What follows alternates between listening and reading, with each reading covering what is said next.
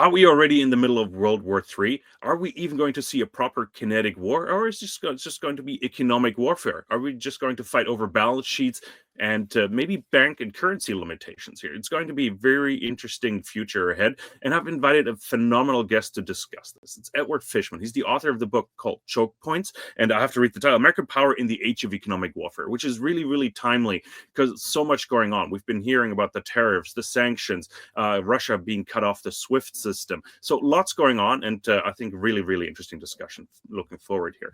Before I switch over to my guest, hit that like and subscribe button. It helps us out tremendously, and we much appreciate it. Now, Edward, it's a great pleasure to welcome you on Soar Financially. Thank you so much for joining us.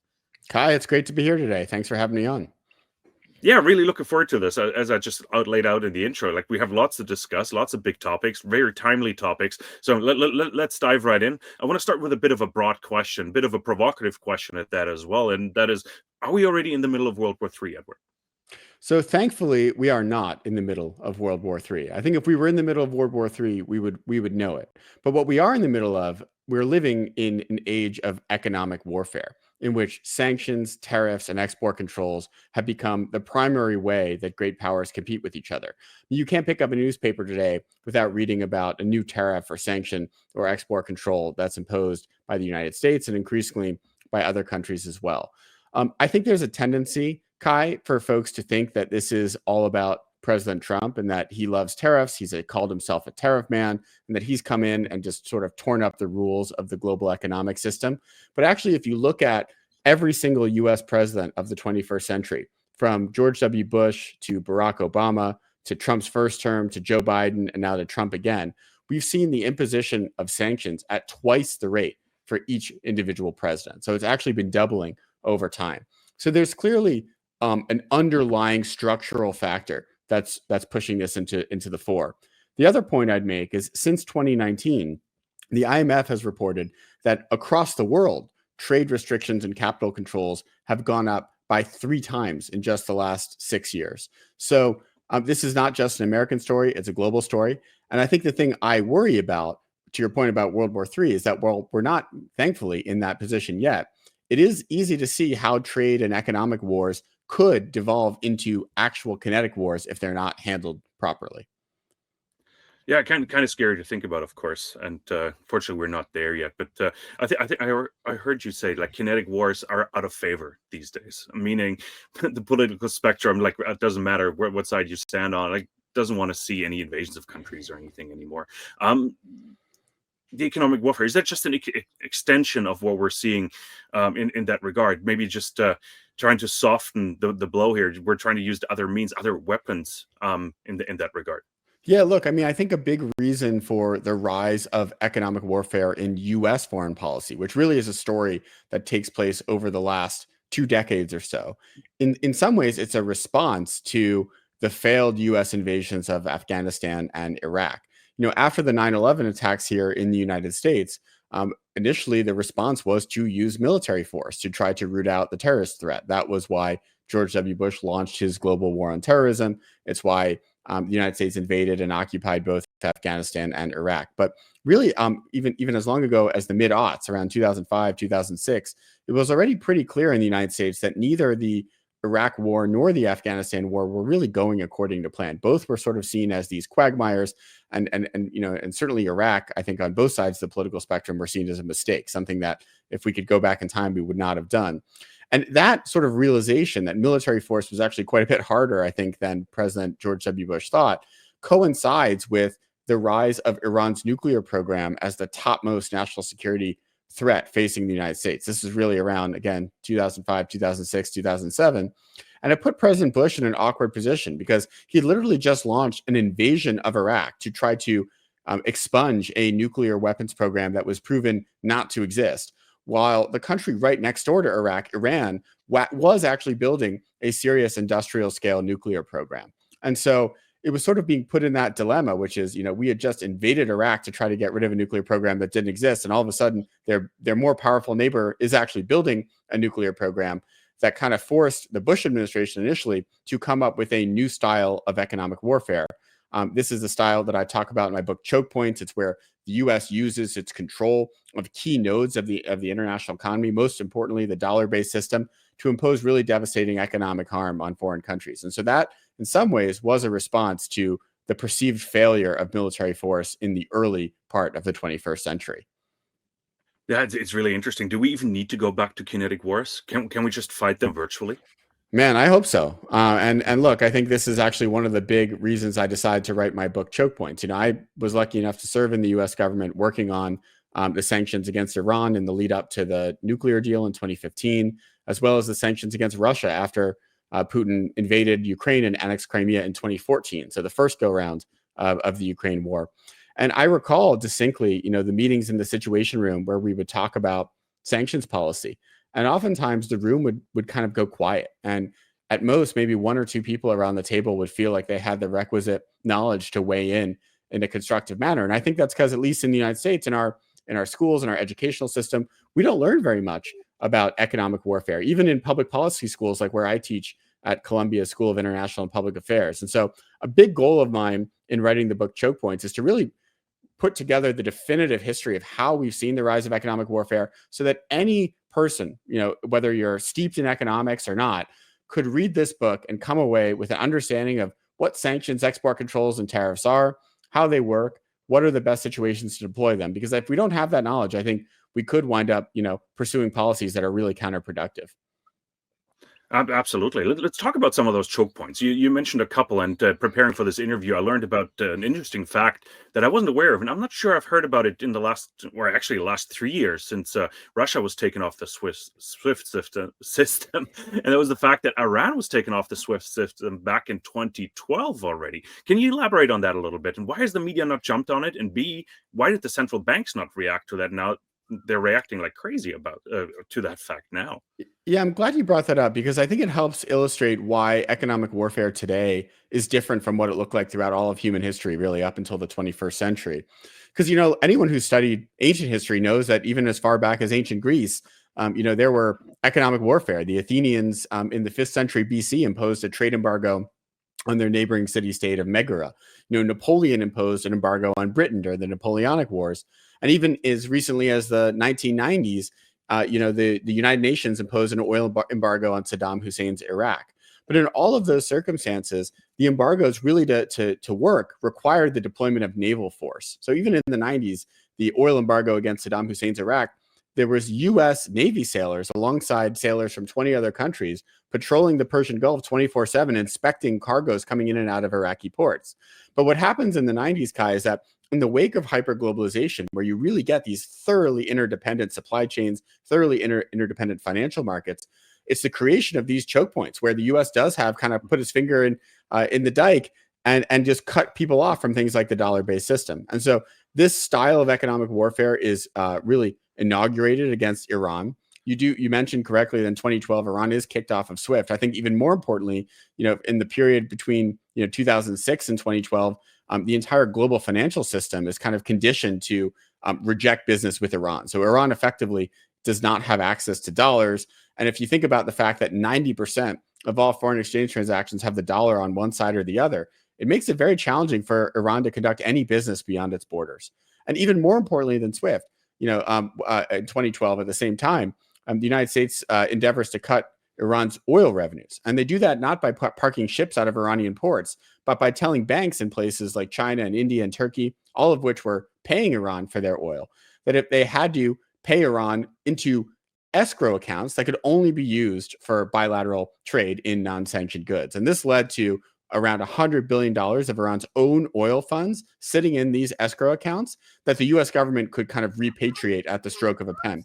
And this wound up being the critical leverage that we had in the U.S. government to actually get the Iran nuclear deal. It's really interesting because now we're talking about Russia being kicked off the SWIFT system, and the world is going haywire about it. While seemingly it happened already in the past, like we just discussed here. Like, why is the reaction of the central bank so different, Edward, this time around? What is different? It's a good question. I mean, I think part of it is that, Iran was always somewhat marginal, at least from the U.S., right? So the United States has had a very minimal trading relationship with Iran since 1979, since the revolution. Before that, actually, the U.S. had quite a bit of trade with Iran, but from 1979 to present, the U.S. has had minimal trade. And actually, since the 90s, the U.S. has had a full embargo on Iran. So the U.S. wasn't buying anything from Iran or selling anything to Iran. And so as a result, while Iran did have actually quite robust relationships with places like Europe and China, since it was cut off already from the United States, it wasn't viewed as a major, global threat.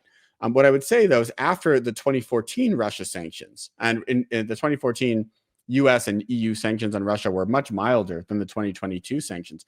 That was actually when Russia and China started building their own alternatives to SWIFT. So China builds its cross-border interbank payment system, or CIPS, and Russia builds SPFS. It's sort of equivalent to SWIFT. And while I think some of these projects, these alternative infrastructures to the dollar-based system, really gained much more prominence after 2022, when the G7 sanctioned the central bank of Russia, the motivation really comes out of the 2014 Russia sanctions, because I think that was the first time that countries all over the world realized that even a major economy like Russia, at the time the 8th largest economy in the world, a member of the G8, could be sanctioned by the United States. No, it's fascinating because everybody's hoarding gold these days. That's sort of what I was alluding to, because they're trying to sort of backstop or build a bit of a reserve in case that happens to them as well. That's why the reaction is very, very different, right? Yeah, totally. This time around. Yeah, and to that point, I mean, between 2014 and 2022, Russia really tried to sanctions-proof its economy. The goal was to accumulate as much hard currency as it possibly could in the event that it came under sanctions in the future, that it would have kind of this rainy day fund that it could use to, prop up its currency and pay for imports. The interesting thing is that the calculus that the Russian central bank made under the leadership of Elvira Nabiullina, who's still the head of the Russian central bank, was that if one day the West was going to go on the economic offensive against Russia again, it would be the United States acting alone. So while they did start hoarding gold, even going back to 2014, their main strategy actually was to diversify away from the dollar and toward the euro. And so by the time of the big Russian invasion of Ukraine in February 2022, the lion's share of Russia's sovereign reserves were actually in euros. They were held in European currency, as well as in European accounts. So actually, most of them are sitting in accounts in Belgium right now. And that was a bet that turned out to be a very bad one, because within 48 hours of Russia's big invasion of Ukraine in February 2022, not only the United States, but also the rest of the G7, including the EU, froze Russia's central bank reserves. And that's why you had $300 billion roughly of these reserves frozen, most of which to this day are sitting in European accounts. But look, I think the lesson now that the Chinese and other central banks right now are taking is that, it's a very likely chance that the Europeans will move in lockstep with the US. And so if you're not going to stockpile your reserves in dollars or euros or yen or pounds, really any of the major reserve currencies, your next best choice in many cases is gold. And so I would agree that is what's causing the rally in gold. What I will mention, though, is if Trump continues doing unilateral economic warfare, where it's only really the US that's weaponizing the dollar, and the Europeans are either on the sidelines or even the victims of Trump's sanctions and tariffs, it could be that the euro does kind of make a bit of a comeback as the sort of reserve currency that's not quite as geopolitically risky as the dollar. Yeah, let's get to tariffs in a second. I want to stay on the currency system, payment systems as well, because you talked about Project Enbridge at some point as well, which was a BIS project, the Bank of International Settlements, and the US was heavily involved, but they pulled out about 12 months ago, if I'm not mistaken here. Can you give us some more color on that? Like, what's the status of it? What's the purpose? And how far along is it? Yeah, sure. So look, I think when you talk about the dollar's role as the global reserve currency, that's really shorthand for three different things. It's the U.S. is the dollar is the preeminent store of value. So most of the time, when businesses, when governments accumulate excess cash, they like investing it in U.S. assets, principally U.S. Treasuries, but also U.S. equity markets and corporate debt, which are by far the largest markets in the world of their kind. But it's also the case that the dollar is a preeminent medium of exchange. So it's the key payment currency as well as unit of account. It's the main invoicing currency when you're doing international trade. And when you're talking about the choke points that are most painful for other countries for economic warfare, it's really the medium of exchange. It's the ability of the US government, by virtue of controlling the dollar system, to intercede in trade between two countries that have nothing to do with the US.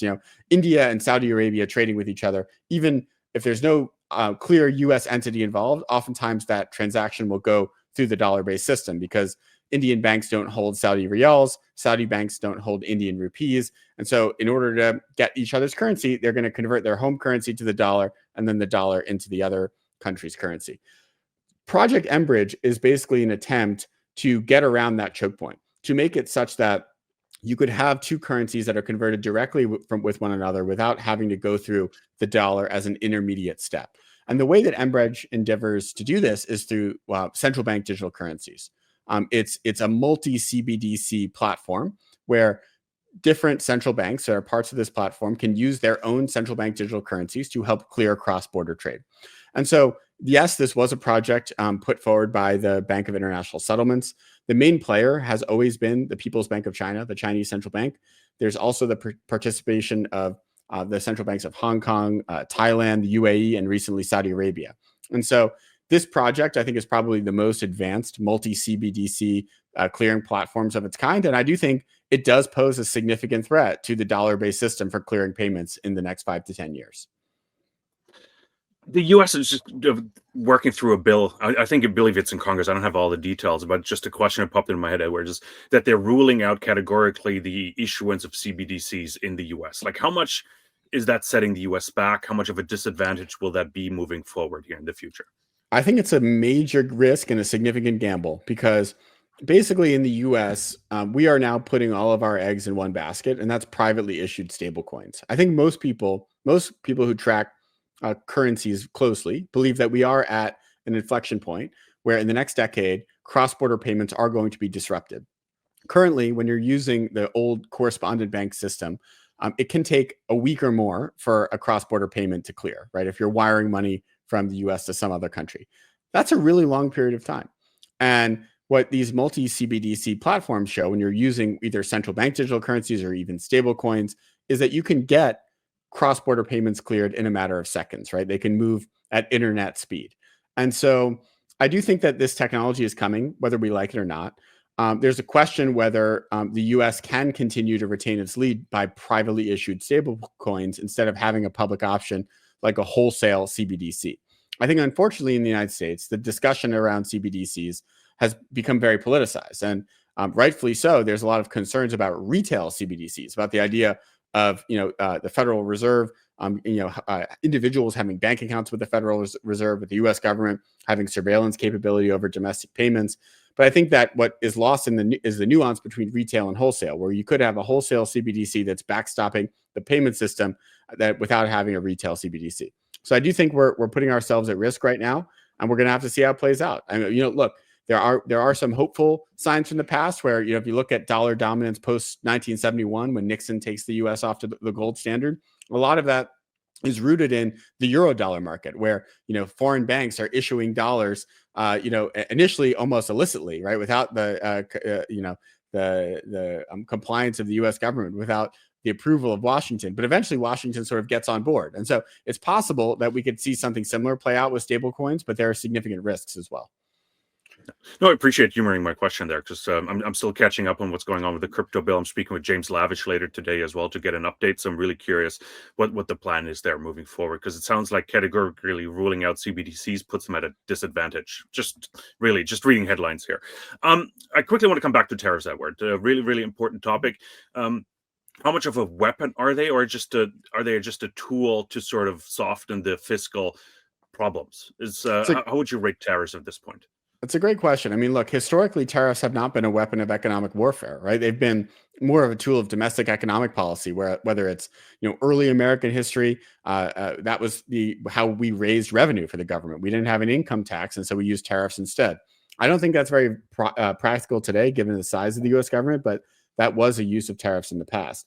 I think more plausibly, tariffs can be used to protect strategic industries from foreign competition. So even during the Biden administration, the U.S. imposed 100% tariffs on Chinese electric vehicles, because there's a real concern that Chinese EVs were so effective and so cheap that they could potentially pose a significant threat to Tesla and GM's business here in the United States if they came in with relatively low tariffs.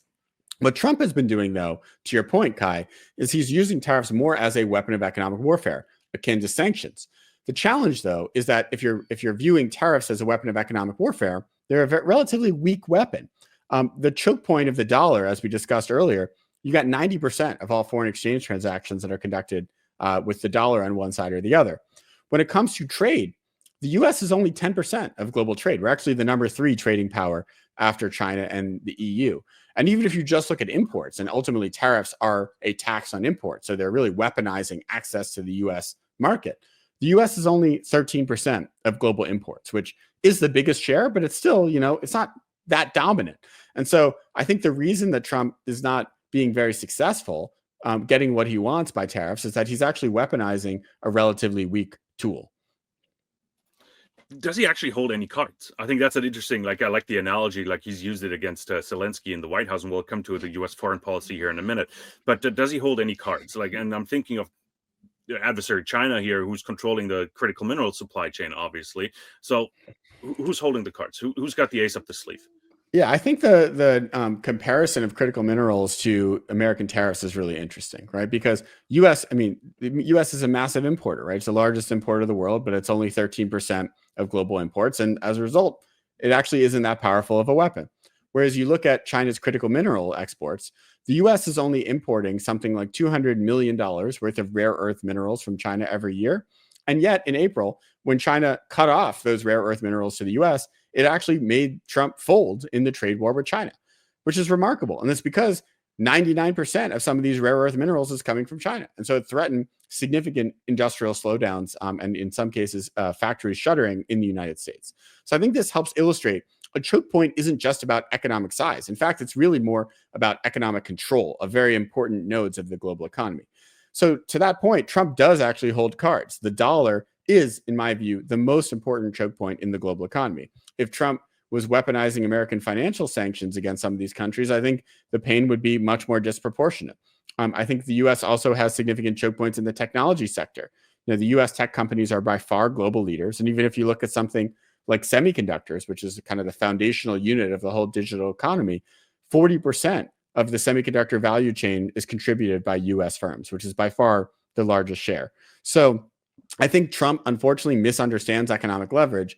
Maybe over the course of his term, he'll kind of pick up on it. Yeah, we'll see how that develops, because we're still waiting for a tariff deal with China. Apparently there was an agreement, what is that now, 6 weeks ago in London, and I still have to hear about the results of that agreement. So, which is really, really interesting. Let's talk U.S. foreign policy. Let's take a step back. Let's zoom out. Maybe a very general question now, where is what is the U.S. foreign policy right now? If you were to summarize it. Yeah, it's a great question. I think what Trump is trying to do basically is he's viewing the United States as a great power that has been basically giving a lot to the world and getting very little in return. He views the fact that the U.S.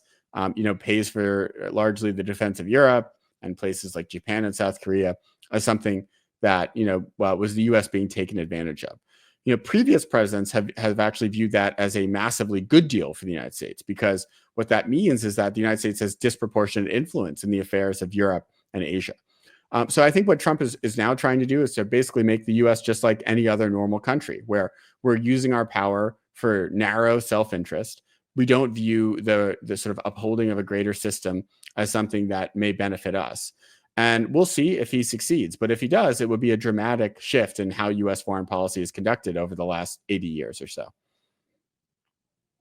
No, it's interesting, because now Trump has been changing views on various counterparties like Russia. It's oh, let's be friendly and chummy with them, and now it's oh, Putin's fooled me, for example. And I'm really curious, let's get a bit granular here, but what's the U.S. stance against Russia right now, or towards Russia, not against, but towards Russia? Look, I am glad to hear that Trump may be seeing the light on Putin, right? Because I think it's helpful to maybe just contextualize how out of consensus his perspective has been. Since becoming president on January 20th, he's imposed a grand total of 0 new sanctions on Russia.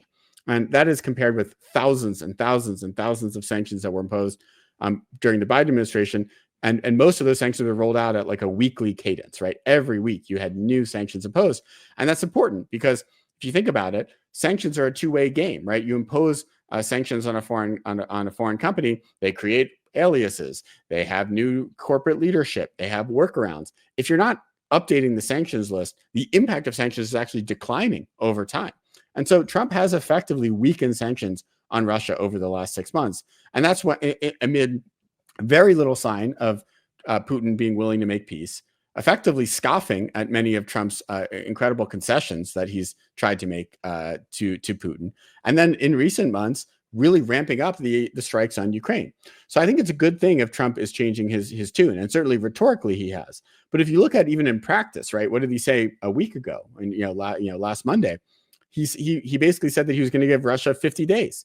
And that was when Congress was getting ready to pass this really tough new sanctions bill put forward by Lindsey Graham and Richard Blumenthal. And so Trump, while he kind of sounded tough in this statement, he actually wound up just delaying the sanctions for another 2 months. And so I am going to remain somewhat skeptical that Trump has actually changed his policy until we see some real action and follow through. Yeah, I've been hearing rumors that he's targeting oil revenues from Russia, or Russia's oil revenues. Do you see anything in that regard? Like, is that one way, like, of economic warfare instead of kinetic war? He doesn't want to get involved again, physically. Like, they're sending weapons, of course, and that's a definition problem maybe. But economically, and I think you're the perfect guest to ask at, where like economic warfare versus Russia is like just cutting off Russia's oil revenues here. Is that one form of getting to them? That is the main way we have to get to them right now, because since 2022 there have been some really aggressive sanctions imposed. Right, we imposed sanctions on the Central Bank of Russia in February of 2022. We've sanctioned the top banks in Russia, including Sberbank and VTB and Gazprombank, and we've also sanctioned effectively the entire military industrial complex in Russia. So the main thing that's been left out is oil, and unfortunately, for the sake of the West, oil is the lifeblood of Russia's economy. If you don't sanction Russian oil sales, there's always going to be a limit to how much economic pressure you can put on the Kremlin. So I do think that is the key question, whether Trump's willing to go there. The Graham bill that I mentioned earlier, this legislative attempt that apparently has over 80 senators supporting it already, would impose very steep penalties on any country that is buying Russian oil. And that's what we call secondary sanctions. And I think that could be a viable path forward, because I don't think that you are going to impose requisite economic pressure on Russia unless you're willing to go after Russian oil sales. Yeah, I think he's been threatening sanctions against India and China, for example, for buying Russian oil, actually. So he's sort of coming in through the back door, putting pressure on there, which is really interesting. I've been reading a couple of comments on that and been tweeting about that as well, which is an interesting development. And we'll see how that plays out. Totally. And look, we have yet to see anything concrete. But look, that's the only way you do it, right? And that's how we succeeded in cutting Iran's oil revenues too. It's not by sanctioning Iran; it's by threatening sanctions on the buyers of Iranian oil, and it worked. By the way, and the interesting thing, in the lead up to the nuclear deal in 2015, the buyers of Iranian oil were the same countries buying Russian oil today. It was China, it was India, it was Turkey, and ultimately, when they were given a choice whether they wanted continued access to the dollar or if they were going to continue buying Iranian oil with no strings attached, they chose access to the dollar. And by the way, I am very certain that the Chinese, the Indians, and the Turks have made the same decision today. And I think the thing that's frustrating to me, and a big reason, again, that I wrote my book, Chokepoints, we don't know our own history. We don't know that we have a viable playbook for oil sanctions that worked dramatically well against Iran just a decade ago. Why are we not doing this against Russia? I have not heard one single good answer to that question.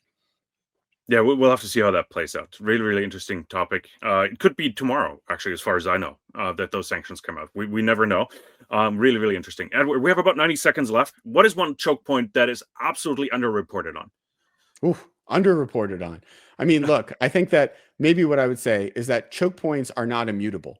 They change over time. So right now, the choke points you hear about most often are the dollar for the U.S., semiconductors for the U.S., and then on the Chinese side, rare earth minerals. But there are plenty of choke points in the global economy that haven't been weaponized very much, including cloud services. The U.S. companies are dominating the cloud services market. I think the artificial intelligence industry will create more choke points as that comes to maturity. And then critically, I think if you look across the entire future of energy, the clean energy sector, it's not just the rare earth minerals that China controls, but also the battery supply chains and batteries themselves and the finished electric vehicles themselves. So as we get further, even if some of the choke points we know today lessen in value, new sectors, new innovations will create more choke points that either the U.S., China, or even other countries control. Fantastic. Edward, what a wonderful conversation. Really appreciate you coming on. Thanks so much. And we'll, of course, link to your book down below. Really, really interesting. I'll have to order it myself. Once I'm back in Germany, I'll have it waiting for me, 100%. Edward, thank you so much. Everybody else, thank you so much for tuning in. Really appreciate you watching Soar Financially. Very, very educational and timely conversation here with Edward Fishman. Go check out his book, Chokepoints, and let us know what you think of the conversation. Leave it down below. Subscribe and like. Thank you so much for tuning in. We'll be back with more.